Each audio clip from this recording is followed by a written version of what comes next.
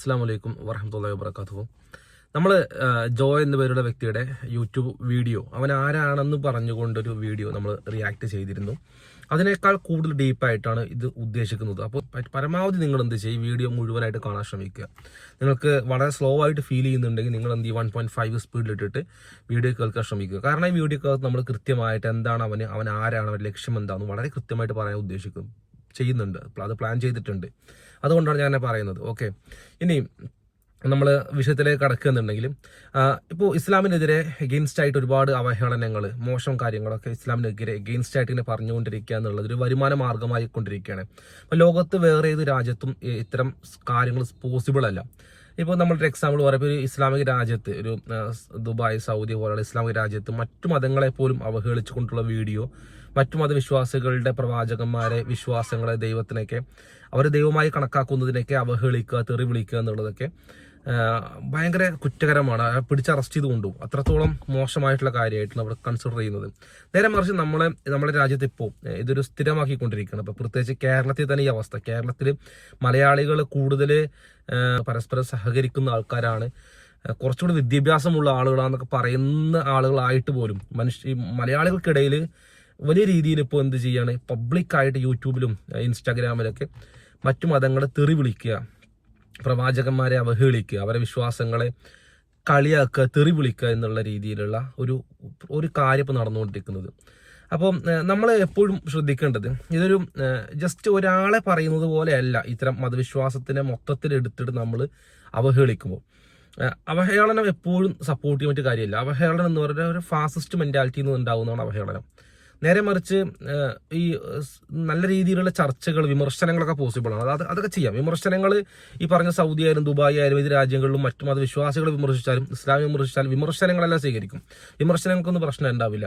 നേരെ മറിച്ച് അവഹേളനം എന്ന് പറയുന്നത് ഒരിക്കലും ഒരു നല്ലൊരു ഭരണകൂടത്തിൻ്റെ അകത്ത് പോസിബിൾ ആകാൻ പാടുള്ളതല്ല.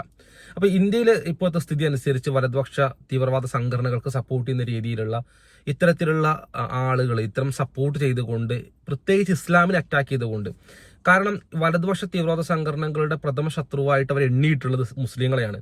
അപ്പോൾ സ്വാഭാവികമായിട്ടും മുസ്ലിങ്ങളെ അറ്റാക്ക് ചെയ്ത് മുസ്ലിങ്ങളെ അവഹേളിച്ചുകൊണ്ട് എല്ലാത്തിനും കാരണം മുസ്ലിങ്ങളാണ്, എല്ലാത്തിനും കാരണം മുസ്ലിങ്ങളാണെന്നുള്ള പണ്ട് ഹിറ്റ്ലർ ജൂതന്മാർക്കെതിരെ ചെയ്തിട്ടുള്ളത് പരിപാടി നടപ്പാക്കാൻ ശ്രമിക്കുന്ന, അതിനുവേണ്ടി കൊട പിടിച്ചു കൊടുക്കുന്ന, അതിനു വേണ്ടിയിട്ടുള്ള വളം ഒരുക്കി കൊടുക്കുന്ന, അതിനുവേണ്ടി വളം ഒഴിച്ചു കൊടുക്കുന്ന അത്തരത്തിലുള്ള പ്രവർത്തനങ്ങൾ ഇപ്പോൾ ഒന്ന് കൂടിയിട്ടുണ്ട്, നല്ല രീതിയിൽ കൂടിയിട്ടുണ്ട്. പ്രത്യേകിച്ച് കേരളത്തിലും അതിൻ്റെ നമുക്ക് കാണാൻ സാധിക്കും. ആരിഫ് ഹുസൈനെ പോലെയുള്ള ഇപ്പോൾ ഈ നമ്മൾ പറയാൻ പോകുന്ന വ്യക്തി, ജോയ് എന്ന് പറയുന്ന വ്യക്തി, അവൻ എന്തൊക്കെ വൃത്തികേടുകളാണ് പ്രവാചകനെ കുറിച്ച് പറഞ്ഞിട്ടുള്ളതെന്നൊന്ന് കേൾക്കാം. ഒരു കാര്യം കൂടി, സാധാരണഗതിയിൽ മുസ്ലിങ്ങൾക്ക് ചിലപ്പോൾ ഇത് ഇഷ്ടപ്പെടുന്നില്ല. കാരണം നമ്മളിപ്പോൾ നമ്മളുടെ സ്വന്തം പ്രവാചകനെ ആരെങ്കിലും അവഹേളിക്കുന്ന, തെറി വിളിക്കുന്ന വീഡിയോ കാണുക എന്ന് പറയുന്നത് മുസ്ലിമിനെ സംബന്ധിച്ചിടത്തോളം അത് അവനെ കൊണ്ട് സാധിക്കൂല. അത് നോർമലാണ്, എനിക്കറിയാം. എനിക്കും അങ്ങനെ തന്നെയാണ്, എല്ലാവർക്കും അങ്ങനെ തന്നെയാണ്. പക്ഷെ നമ്മൾ ചില സമയങ്ങൾ നമ്മളത് പബ്ലിക്കായിട്ട് കാണിച്ചു കൊടുത്തിട്ടില്ലെങ്കിൽ ചില പ്രശ്നങ്ങളുണ്ട്. അതുകൊണ്ട് മാത്രമാണ് ഞാൻ കാണിക്കുന്നത്. നമ്മളൊരു കൃത്യമായിട്ട് അതിനെ അഡ്രസ്സ് ചെയ്യണം. നമ്മൾ നുണ പറയുകയല്ല എന്നുള്ളതും കൊണ്ട് കാണിക്കാൻ വേണ്ടിയിട്ട് മാത്രം നമ്മൾ എന്ത് ചെയ്യുന്നത്, അത്തരം കാര്യങ്ങൾ കാണിക്കുന്നത്. അപ്പം എന്തായാലും നൗദുബില്ല, ഇത്തരം മോശമായ കാര്യങ്ങൾ പറയുന്നവർക്ക് എഗെയിൻസ്റ്റ് തന്നെ നമ്മളത് കേൾക്കാൻ ആഗ്രഹിക്കുന്ന ആൾക്കാർ. എന്നാലും നിങ്ങളൊന്ന് എന്ത് ചെയ്യാം, ഇതൊന്ന് ശ്രദ്ധിക്കുക. നമുക്ക് ആ വീഡിയോ കാണാം. 7 അടിമ സ്ത്രീകളുമായി പുറത്തുപോയി. അന്ന് രാത്രി മുഹമ്മദ് സഫിയെ ബലാത്സംഗം ചെയ്തു. എല്ലാ മുസ്ലിങ്ങളും തീവ്രവാദികളല്ല, പക്ഷേ പിടിക്കപ്പെട്ട എല്ലാ തീവ്രവാദികളും മുസ്ലിങ്ങളാണ്. അപ്പൊ നോക്കൂ നിങ്ങൾ, ഇസ്ലാമിനെതിരെ പ്രവാചകനെ അവന് പറഞ്ഞിട്ടുള്ള കാര്യങ്ങൾ എന്തൊക്കെയാണെന്നുള്ളത് അല്ലെ. പ്രവാചകനെ പറഞ്ഞത് ബലാത്സംഗം ചെയ്തു എന്ന് പറഞ്ഞിട്ടുള്ളത്, റൈപ്പിസ്റ്റാന്ന് പറഞ്ഞിട്ടുള്ളത്, ഊതുബില്ല സുമ്മനെ ഊതുബില്ല, വീടിനെ ഊതുബില്ല. അപ്പോൾ ഇവൻ അങ്ങനെയാണ് പറഞ്ഞിട്ടുള്ളത്. ഇത്ര വൃത്തിയുടെ പബ്ലിക്കായിട്ട് ഒരു യൂട്യൂബ് ചാനൽ വിളിച്ച് പറയുന്ന ഇവനെ തന്നെയാണ് പിന്നീട് പറയുന്നത്, ഇവരെ പോലുള്ളവരാണ് പറയുന്നത് മുസ്ലിങ്ങൾ എന്താണ്, മുസ്ലിങ്ങൾ അക്രമകാരികളാണെന്ന്. ഇങ്ങനെ പബ്ലിക്കായിട്ട് വിളിച്ച് പറഞ്ഞിട്ടും മുസ്ലിങ്ങൾ അത് ക്ഷമിച്ചും സഹിച്ചും കേട്ടിരിക്കുകയാണ്.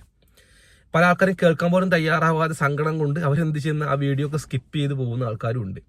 അപ്പോൾ സാഡിസ്റ്റുകളായിട്ടുള്ള, എക്സ്ട്രീമിസ്റ്റുകളായിട്ടുള്ള, ടെററിസ്റ്റ് ഓർഗനൈസേഷൻസിനെ സപ്പോർട്ട് ചെയ്യുന്ന, അല്ലെങ്കിൽ റൈറ്റ് വിങ്ങിനെ സപ്പോർട്ട് ചെയ്യുന്ന, അത്തരം ഒരു ഐഡിയോളജി കൊണ്ടു നടക്കുന്ന, ഒരു വർഗീയത കൊണ്ടു നടക്കുന്ന, അവഹേളനം ഒരു നിത്യ തൊഴിലാക്കി വെച്ചിരിക്കുന്ന ആൾക്കാരെ സംബന്ധിച്ചിടത്തോളം ഇതൊന്നും മനസ്സിലാവണമെന്നും ഉണ്ടാവില്ല. ഇനി മനസ്സിലായപ്പോൾ മറ്റുള്ളവരുടെ സങ്കടമൊന്നും മറ്റുള്ളവരുടെ പ്രയാസങ്ങളൊന്നും അവർക്കൊരു പ്രശ്നവുമില്ല. കാരണം അവരെ സംബന്ധിച്ചിടത്തോളം അവരുദ്ദേശിക്കുന്നത് അവർക്കുള്ള വരുമാനം, അവനവൻ തിന്നുക കുടിക്കുക അങ്ങനെ ജീവിതമാണ്. അപ്പോൾ ആ ഒരു ജീവിതം എത്രത്തോളം ക്വാളിറ്റി ഉള്ളതാണെന്നുള്ളത് സ്വയം ഒന്ന് ചിന്തിച്ച് നോക്കുക എന്നുള്ളത് പ്രത്യേകം പറയാനുള്ളതാണ്. ഓക്കെ, ഇനി നമുക്ക് ഇവനെ അള്ളാഹുവിൻ്റെ പ്രവാചകനെ കുറിച്ച് മാത്രമാണോ ഇങ്ങനെ പറഞ്ഞിട്ടുള്ളത്?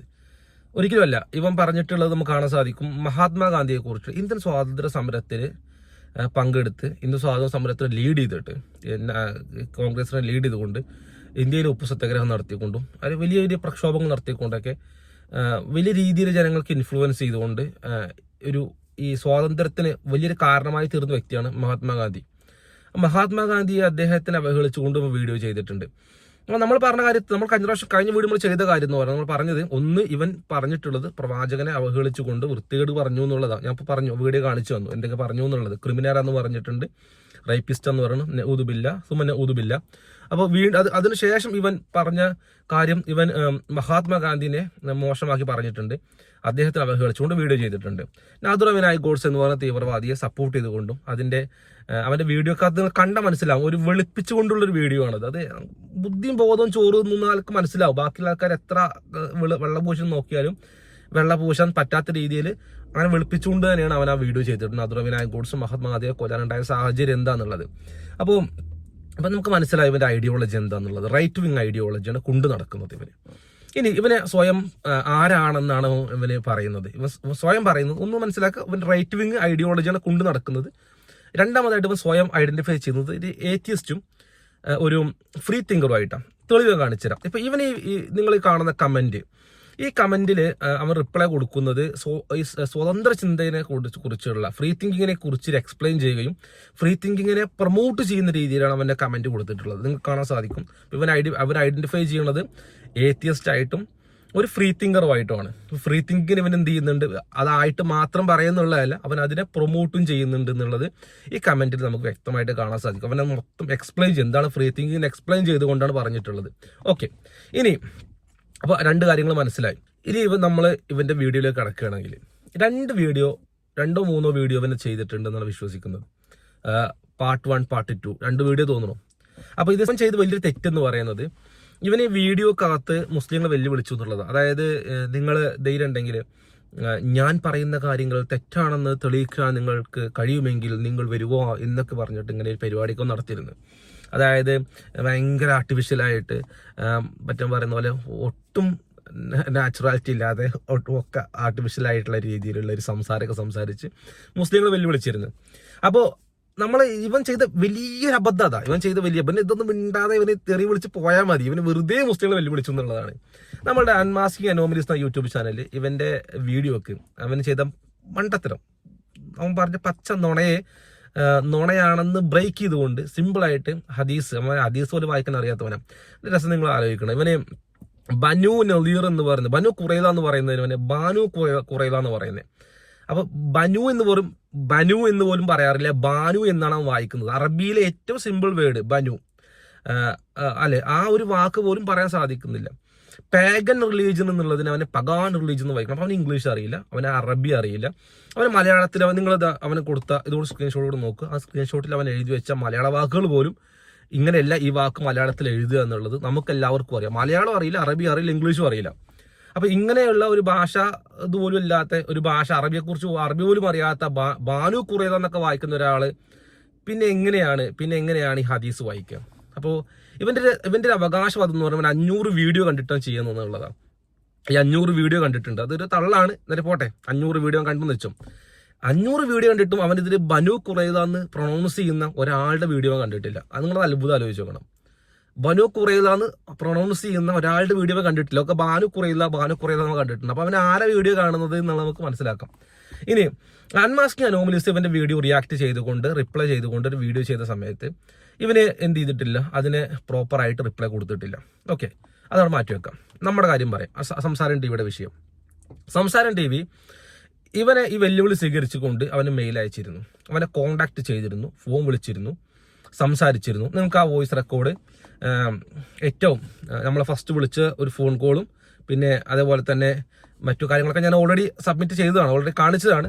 ജസ്റ്റ് ഇതിന് സ്ക്രീൻഷോട്ടുകളൊക്കെ നിങ്ങൾ കണ്ട് നോക്കുക. ഓക്കെ, നിങ്ങൾ കാണുന്നുണ്ട് വിചാരിക്കുന്നു സ്ക്രീൻഷോട്ടുകളൊക്കെ. നമ്മളിങ്ങനെ ഒരുപാട് മെസ്സേജ് അയച്ചിരുന്നു, ഓക്കെ. ഇപ്പൊ ലാസ്റ്റ് അവന്റെ റിപ്ലൈ തരുന്നുണ്ട്. ആ റിപ്ലൈ ഒന്ന് കേട്ട് നോക്ക്. ഇന്നും നല്ല വർക്കുണ്ട്, കുറച്ച് വീഡിയോസ് ചെയ്യാനുണ്ട്. എൻ്റെ അല്ല, ഓഫീസിലെ വർക്കുകളുണ്ട്, ഡോക്ടറിൻ്റെ വീഡിയോസ് ചെയ്യാനുണ്ട്.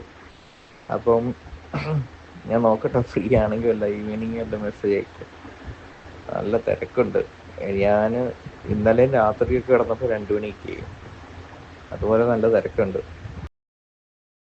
ഈ റിപ്ലൈക്കകത്ത് അവനൊരു വാക്കുകൂടി പറയുന്നു, ഡോക്ടറിന്റെ വർക്ക് കൂടി അവൻ ചെയ്തു കൊടുക്കുന്നുണ്ട് എന്ന് പറയും. ഏതാണ് ആ ഡോക്ടർ എന്നുള്ളത് നിങ്ങളുടെ ബ്രെയിൻ യൂസ് ചെയ്ത് ചിന്തിച്ച് നോക്കുക, ആരായിരിക്കും ആ ഡോക്ടർ എന്നുള്ളത്.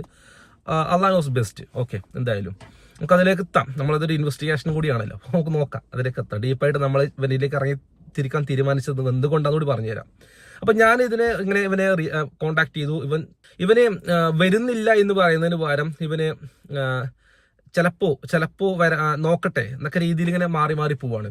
അപ്പൊ നമ്മൾ ഇവനെ എന്ത് ചെയ്തു, ഇവനെ സ്വാഭാവികമായിട്ടും ഇവനിങ്ങനെ ഒരാഴ്ച ഇവന് വരാന്ന് പറഞ്ഞു, വിളിച്ചു. 500 വീഡിയോ കണ്ടവനാണെന്നൊക്കെ പറഞ്ഞിട്ട് ഡയലോഗ് അടിച്ചവനെ വിളിച്ചപ്പോൾ വരാതിരിക്കുമ്പോൾ സ്വാഭാവികമായിട്ടും നമ്മൾ എന്ത് ചെയ്തു, നമ്മൾ അവനെ എക്സ്പോസ് ചെയ്തുകൊണ്ടൊരു വീഡിയോ ചെയ്തു.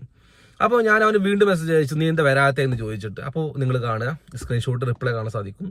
കോയ വിളി തുടങ്ങി പ്രവാചകൻ മുഹമ്മദ് സല്ലല്ലാഹു അലൈഹി വസല്ലമയെ അവഹേളിച്ചുകൊണ്ടുള്ള റിപ്ലൈയും കണ്ടോ. ഇതാണ് സാധനം, ഇതാണ് നിലവാരം. ഈ നിലവാരം അവനോ ഞാൻ പറഞ്ഞു, നിനക്ക് ഈ നിലവാരമേ ഉള്ളൂ. ഞാൻ റിപ്ലൈ കൊടുത്തു, എന്റെ വോയിസ് ഒന്നും അവന് കേൾക്കുന്ന പോലും ഇല്ല. എന്നെ ബ്ലോക്ക് ചെയ്ത് കളഞ്ഞു എന്നുള്ളതാണ്. എന്നെ ബ്ലോക്ക് ചെയ്ത് കളഞ്ഞു. അപ്പൊ എനിക്ക് ഞാൻ അയക്കുന്ന മെസ്സേജ് ഒന്നും കാണുന്നില്ല, കാരണം ഞാൻ അയച്ചാലും അവന് കിട്ടാതിരിക്കാൻ ബ്ലോക്ക് ചെയ്ത് ഓടിപ്പോയി. അപ്പോൾ ഞാൻ അവനെ വിളിച്ചത്, നീയല്ലേ വിളിച്ചത്, നീ ചർച്ചക്ക് വാ, സംസാരിക്കാൻ വാ. നിനക്ക് പേടിയുണ്ടെങ്കിൽ ഞാൻ എനിക്കറിയാം നിനക്ക് പേടിയാണ്. കാരണം ഞങ്ങളെ ഇരുന്ന് സംസാരിക്കുമ്പോൾ ഞങ്ങൾ നിന്നെ കൊണ്ട് ഒരു ഹദീസ് വായിപ്പിച്ചാൽ നീ ബബ്ബ അടിക്കും. ഞാൻ അവിടെ പറഞ്ഞ വോയിസ് അത് തന്നെയാണ്. നീ ബബ്ബ അടിക്കും, നിനക്കും അറിയാം, അത് നമുക്കും അറിയാം. അപ്പം നീ വരില്ല എന്ന് ഞങ്ങൾക്ക് ഓൾറെഡി അറിയാം. പിന്നെ ഞങ്ങൾ എന്തിനാണ് നിന്നെ വിളിക്കുന്നത് വെച്ചാൽ നീ വിളിച്ചത് കൊണ്ട് വിളിക്കുക ചെയ്യണത്. നീ ധൈര്യം ഇറങ്ങി വാ, സംസാരിക്കാൻ വാ, നമുക്കൊരു മീറ്റിൽ നിന്ന് സംസാരിക്കാം. നീ പറഞ്ഞ ഫുൾ ആരോപണം നമുക്ക് സംസാരിക്കാം. തയ്യാറാണോ ചോദിച്ചപ്പോൾ അവന് കണ്ടം വഴി ഓടി, ബ്ലോക്ക് ചെയ്ത് കണ്ടം വഴി ഓടി. പ്രവാചകൻ അവഹേളിച്ചു. ഓടുന്നിടയിൽ എന്നെ കോയാന്ന് വിളിച്ച് ഓടിപ്പോയി. ഈ കോയ വിളി ആരതാന്നുള്ളത് നമുക്കറിയാം. നേരത്തെ പറഞ്ഞ ഡോക്ടർ ആരിഫ് ഹുസൈനാണ് ഈ കോയ വിളിയുടെ ആശാൻ, അല്ലേ? അതായത് ഒരു സമൂഹത്തിന് എന്ത് ചെയ്യാം, മൊത്തത്തിൽ ഒരു പ്രത്യേക നെയിം കൊണ്ട് അഡ്രസ്സ് ചെയ്തിട്ട് അവഹേളിക്കുക എന്നുള്ളത് ഈ ഫാസിസ്റ്റുകളുടെ ഒരു സ്ഥിരം പരിപാടിയാണ്. ആ സ്ഥിരം പരിപാടി ചെയ്തുകൊണ്ടിരിക്കുന്ന ഒരു ടീമിലെ അംഗം എന്നുള്ളത് മനസ്സിലാക്കിയാൽ മതി. നമ്മൾ ഒരാമ സീരീസ് എന്ന് പറഞ്ഞിട്ടുള്ള ഒരു യൂട്യൂബ് ചാനൽ നമ്മൾ നോക്കാൻ പോകുന്നത്. ഓക്കെ,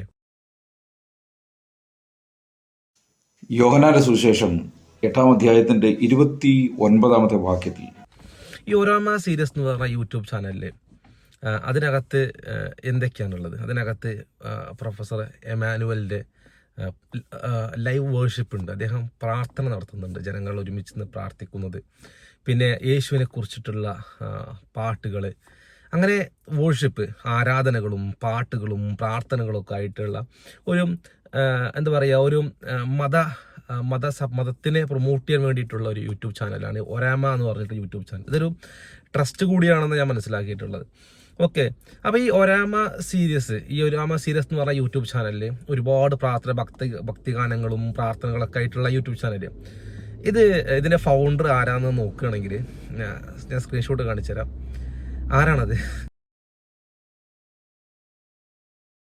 അപ്പോൾ നിങ്ങൾക്ക് ഇവൻ ആരാന്ന് മനസ്സിലായിട്ടുണ്ടാവും അല്ലേ? അതെ, കുഞ്ഞാട്, ലിറ്റിൽ ഷീപ്പ് എന്നൊക്കെ പറയുന്ന സാധനം. ഇതാണ് നമ്മളെ ജോഫോ. നേരത്തെ പറഞ്ഞിട്ടുള്ള ഞാൻ ഏത്തിയസ്റ്റ് ആണെന്ന്, ഞാനൊരു സ്വതന്ത്ര ചിന്തകനാണെന്നൊക്കെ ഐഡന്റിഫൈ ചെയ്യുന്ന ഇവനാണ് ഇതിന്റെ ഫൗണ്ടർ. അപ്പൊ നിങ്ങൾക്ക് മനസ്സിലായല്ലോ ആരാന്നുള്ളത്, എന്താന്നുള്ളത്. അപ്പൊ ഇവൻ ഫൗണ്ടർ ആണെന്ന് ഞങ്ങൾ മനസ്സിലാക്കിയ ശേഷം ഇതിന്റെ സ്ക്രീൻഷോട്ട്, ഈ നിങ്ങൾ കാണുന്ന സ്ക്രീൻഷോട്ട് ഉണ്ടല്ലോ, ഇതിനകത്ത് അവരുടെ നമ്പറാണ് കൊടുത്തിട്ടുള്ളത്. എന്ത് ചെയ്തു പറഞ്ഞാൽ ഇപ്പോൾ ഇതിന്റെ അകത്ത് നോക്കുമ്പോൾ, യൂട്യൂബ് വീഡിയോ അകത്ത് നോക്കുന്ന സമയത്ത് ഇവന്റെ ഈ നമ്പർ കാണാൻ സാധിക്കുന്നില്ല. ഇവരത് മുക്കി. പക്ഷേ ഇവൻ മണ്ടറ ശരിക്ക്. അതിന് കാരണം ഇവന്റെ യൂട്യൂബ്, നമ്മളെ ഈ ഒരാമ സീരീസിന്റെ യൂട്യൂബ് ചാനൽ തുറന്നു നോക്കിയിട്ടുണ്ടെങ്കിൽ ജോഫോസ് എന്ന് പറയുന്ന അവന്റെ പ്രൊഫൈൽ എടുത്ത് കാണിക്കുന്നത് കണ്ടോ നിങ്ങൾ? അതാണ് എടുത്ത് കാണിക്കുന്നുണ്ട്. ഫേസ്ബുക്ക് അക്കൗണ്ട് വഴി നമ്മൾ ട്രൈ ചെയ്ത്, നമുക്ക് സോഷ്യൽ മീഡിയ അക്കൗണ്ട് വഴി നമുക്ക് ട്രൈ ചെയ്ത് നോക്കാം. അതിനകത്ത് നോക്കുന്ന സമയത്തും ഇതേപോലെ തന്നെ ഒരാമ സീരീസിന്റെ വീഡിയോസ് അവന് യേശുവിനെ കുറിച്ച് പറയുന്നത്, ഇത്തരം കാര്യങ്ങളൊക്കെ നമുക്കതിലും കാണാൻ സാധിക്കും. ആരിഫ് ഹുസൈൻ എന്ന് പറയുന്ന ആ ഒരു എക്സ്ട്രീമിസ്റ്റിന്റെ, ഒരു വർഗീയവാദിയുടെ അവൻ്റെ ഇൻസ്റ്റാഗ്രാം പേജിലൂടെ ഒന്ന് കയറി നോക്കാം. അപ്പോൾ അവൻ്റെ ഇൻസ്റ്റാഗ്രാം പേജ് നിങ്ങൾ നോക്കുക. അതിനെ ഞാൻ സ്ക്രീൻഷോട്ട് ഇട്ടിട്ടുണ്ട്, സ്ക്രീൻഷോട്ടല്ല സ്ക്രീൻ റെക്കോർഡിങ് കാണിച്ചിട്ടുണ്ട്. അതിലൂടെ പോയി നോക്കുന്ന സമയത്ത് അവന് ഈ ജോ എന്ന് പറയുന്നുള്ള ആ പയ്യൻ്റെ വീഡിയോ ഷെയർ ചെയ്തതായിട്ട് കാണാൻ സാധിക്കും. ഓക്കെ, നിങ്ങൾക്ക് മനസ്സിലായല്ലോ. അപ്പോൾ ഇവർ തമ്മിലുള്ള ബന്ധത്തിനെക്കുറിച്ച്, റിലേഷനെ കുറിച്ച് മനസ്സിലായിട്ടുണ്ടാവും. 500 വീഡിയോ ഇവിടെ നിന്ന് കണ്ടു എന്നുള്ളതും, നേരത്തെ പറഞ്ഞ ഡോക്ടർ ആരാന്നുള്ളതും, എഡിറ്റ് ചെയ്യുന്ന പിന്നെ പണി എന്താണെന്നുള്ളതൊക്കെ ഏകദേശം ഒരു ധാരണ കിട്ടിക്കാണും അല്ലേ. ഇനി എനിക്ക് പറയാനുള്ളത്, ഇവനെ പോലെയുള്ള ആളുകളെ സപ്പോർട്ട് ചെയ്യുന്ന ആളുകളോട് മാത്രമാണ്. മറ്റു ക്രൈസ്തവർ ഞാനതിൽ ഉൾപ്പെടുത്തുന്നില്ല. നമ്മളങ്ങനെ ഒരാൾ ചെയ്ത തെറ്റിൻ്റെ പേരിലോ ഒരു കൂട്ടം ആളുകൾ ചെയ്ത പേര് തെറ്റിലോ നമ്മൾ മൊത്തം ആളുകളെ അതിലേക്ക് ആഡ് ചെയ്യുന്ന സ്വഭാവം നമുക്കില്ല. അങ്ങനെ ചെയ്യാൻ പാടില്ല എന്ന് വിശ്വസിക്കുന്ന ആൾക്കാരാണ്. സ്വാഭാവികമായിട്ട് നമ്മൾ പറയുന്നത് ഇവനെ സപ്പോർട്ട് ചെയ്യുന്ന, ഇവന് പറയുമ്പോൾ ഓർഗാസം കിട്ടുന്ന ആളുകളെ കുറിച്ച് മാത്രമാണ്.